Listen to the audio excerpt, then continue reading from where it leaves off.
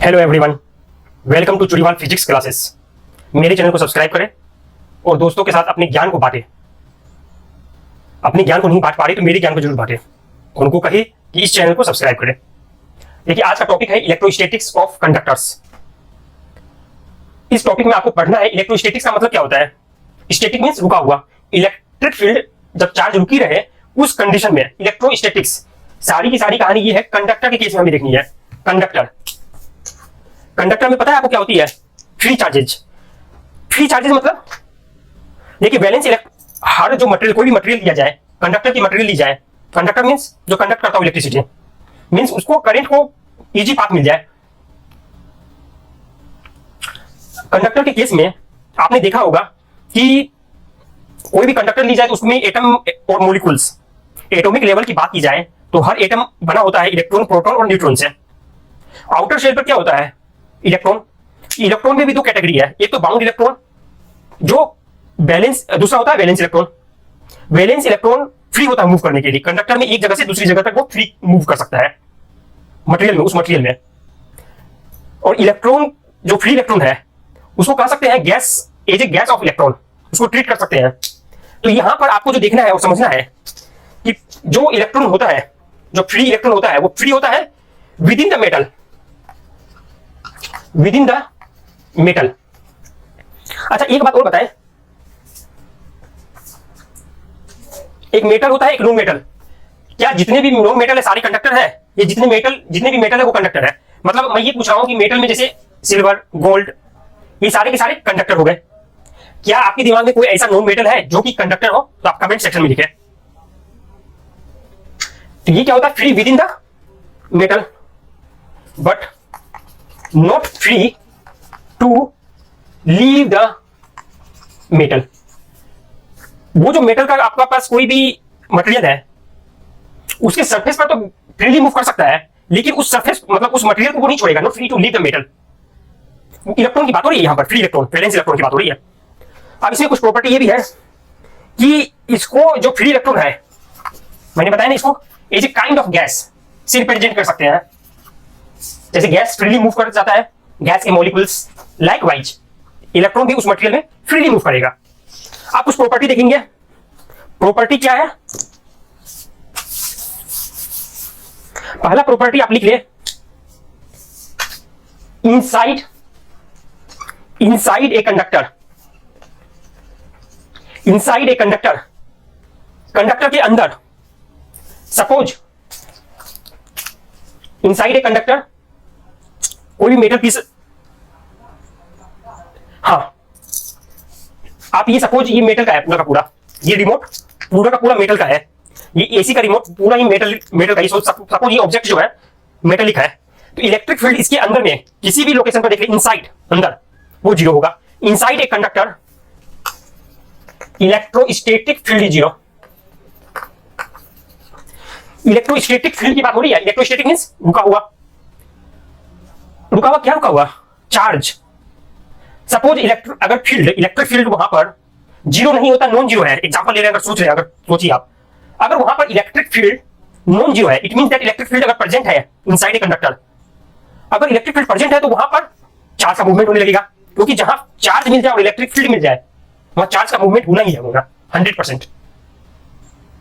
तो यहां पर अगर देखा जाए, अगर इसको नॉन जीरो मान लिया जाए कि इनसाइड किसी मटेरियल, अगर ये कंडक्टर है, इसके अंदर में कोई इनसाइड सेंटर पर ले ले या कहीं पर भी अंदर में किसी पॉइंट पर इलेक्ट्रिक फील्ड हम मान रहे हैं कि वो जीरो नहीं है, और हमें पता है कंडक्टर की प्रॉपर्टी होती है कि उसमें फ्री इलेक्ट्रॉन्स होते हैं।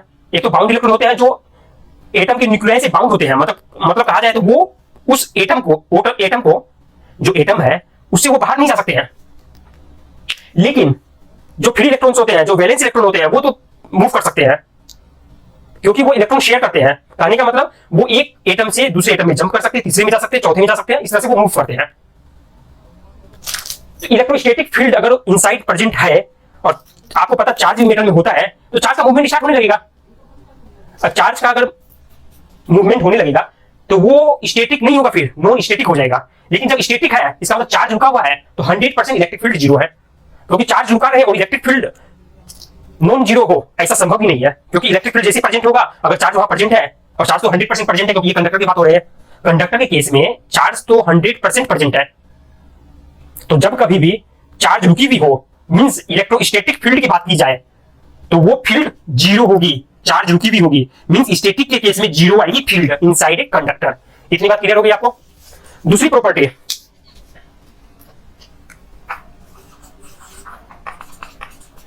Eight the surface of charged conductor, eight the surface of charged conductor electrostatic field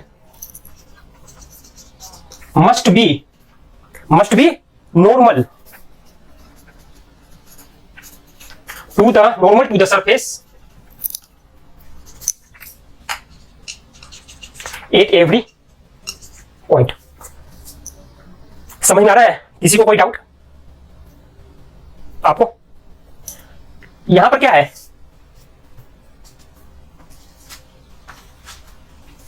at the surface of charge conductor electrostatic field must be normal.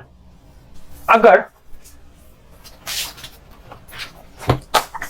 इसकी बात की जाए, सपोज ये मेटल है, इसके सरफेस के नॉर्मल इलेक्ट्रिक फील्ड की direction होनी चाहिए। सपोज हम तो हमेशा ये मान के चलेंगे कुछ उल्टा, फिर देखेंगे रिजल्ट कैसा आ रहा है कि नहीं। अगर इलेक्ट्रिक फील्ड नॉर्मल नहीं होगा, किसी पर्टिकुलर डायरेक्शन में है, मींस 90 डिग्री सरफेस ना होगा, 30 डिग्री है, 45 डिग्री है, उस केस में इस वेक्टर को दो पार्ट में रिजॉल्व कर सकते हैं, एक तो नॉर्मल में, एक इसके सरफेस के अलोंग।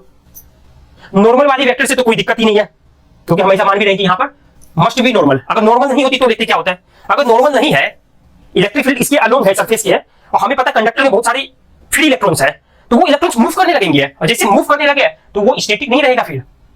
तो यहां बात हुई स्टैटिक कंडीशन में। इलेक्ट्रोस्टैटिक फील्ड एक ऐसा फील्ड जहां पर चार्ज की मूवमेंट नहीं हो। अगर चार्ज की मूवमेंट नहीं हो तो 100% फील्ड इसके अलोंग हो ही नहीं सकता, सरफेस के अलोंग, क्योंकि सरफेस के अलोंग होता तो चार्ज मूवमेंट होने लगती। तो जब भी इलेक्ट्रोस्टैटिक मींस चार्ज अगर रुकी हुई है तो 100% वहां पर किसी भी सरफेस पर इलेक्ट्रिक फील्ड उसके सरफेस के नॉर्मल होगी। यही तो लिखा हुआ है, यही लिखा हुआ है, at the surface of charge conductor electrostatic field must be normal to the surface at every point. Surface पर कोई भी पॉइंट ले ले, किसी भी पॉइंट पर उसकी नॉर्मल होगी। क्लियर? थर्ड पॉइंट, ये दो पॉइंट को आप लिख ले पहले। Third point, electrostatic potential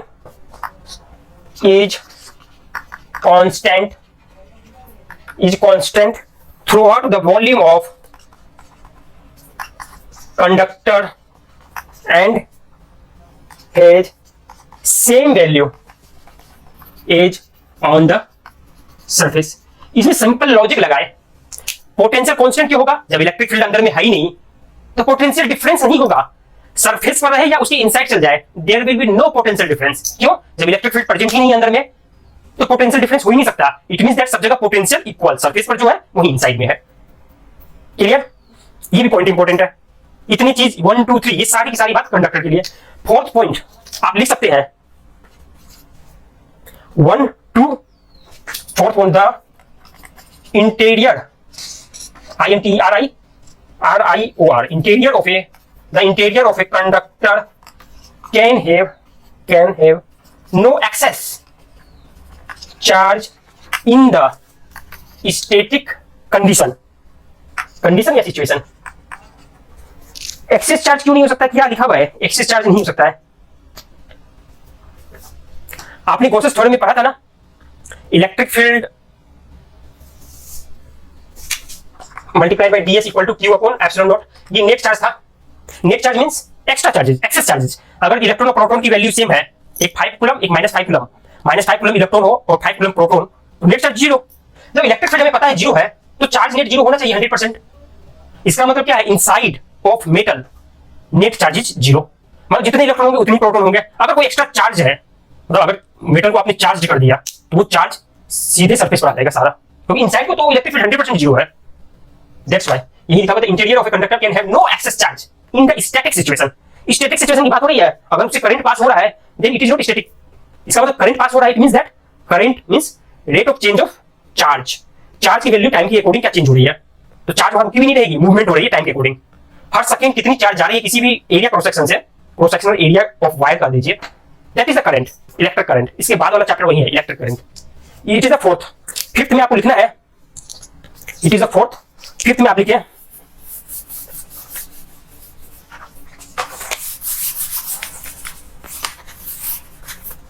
fifth में है electric field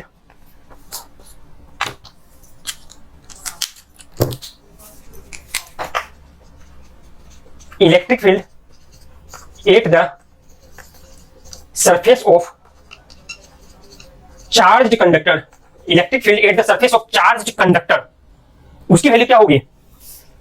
electric field at the surface of charge conductor E equal to sigma divided by epsilon not, और कोई यूनिट वेक्टर है।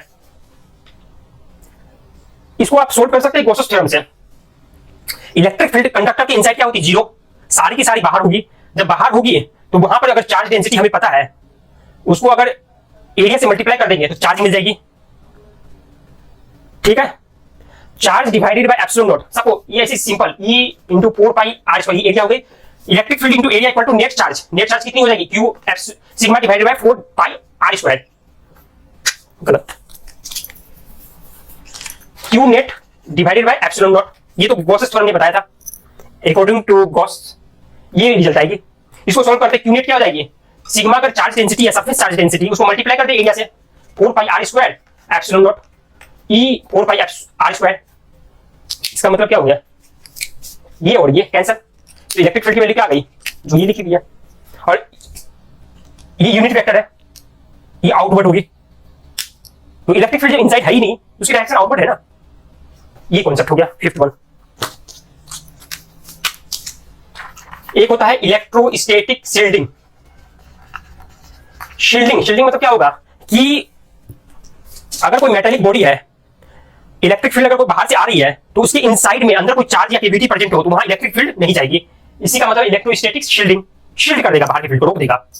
उसी तरह से आपको ग्रेविटेशनल फील्ड में भी शील्डिंग होती है। अगर कोई स्फेरिकल मास है, उसके इनसाइड में किसी भी लोकेशन पर आप जाएंगे तो वहां पर जो ग्रेविटेशनल फील्ड है वो जीरो होगी। जब ग्रेविटेशनल फील्ड जीरो है किसी भी इनसाइड पॉइंट पर मास के, इसका तो फोर्स भी जीरो है, ग्रेविटेशनल फोर्स जीरो है। लेकिन इसमें और उसमें एक डिफरेंस है। यहां पर बाहर वाले चार्ज, अगर कोई यहां पर स्फीयर है, यहां पर चार्ज प्रेजेंट हो तो इसका इन्फ्लुएंस भी अंदर नहीं होगा। एक तो इसकी सरफेस पर चार्ज हो, उसका भी इन्फ्लुएंस अंदर नहीं होगा इनसाइड, और बाहर भी चार्ज हो, उसका भी इन्फ्लुएंस नहीं होगा। ये हो गया इलेक्ट्रोस्टैटिक शील्डिंग के लिए। लेकिन ग्रेविटेशनल शील्डिंग में अगर ये मास है, मास m1 कह दे, अगर यहां पर कोई भी ग्रेविटेशनल फील्ड यहां पर इनसाइड जीरो, शील्डिंग हो गया। यहां भी जीरो है, यहां पर भी फील्ड इलेक्ट्रोस्टैटिक फील्ड जीरो, यहां पर भी ग्रेविटेशनल फील्ड जीरो। लेकिन कोई मास यहां अगर प्रेजेंट है इसके आउटसाइड में, उसका इन्फ्लुएंस अंदर होगा। That is the big difference between electrostatic shielding and gravitational shielding. इतनी बात आपको समझ में आ गई? इसका मतलब कोई भी केविटी अगर प्रेजेंट होता बीच में और वहां पर पहले से चार्ज मतलब केविटी अनचार्ज रहे तो इलेक्ट्रिक फील्ड इनसाइड भी zero. That is the concept of electrostatic shielding. तो आपने अगर मेरे चैनल को अभी तक सब्सक्राइब नहीं किया तो सब्सक्राइब करें और शेयर करें दोस्तों के साथ। Thank you.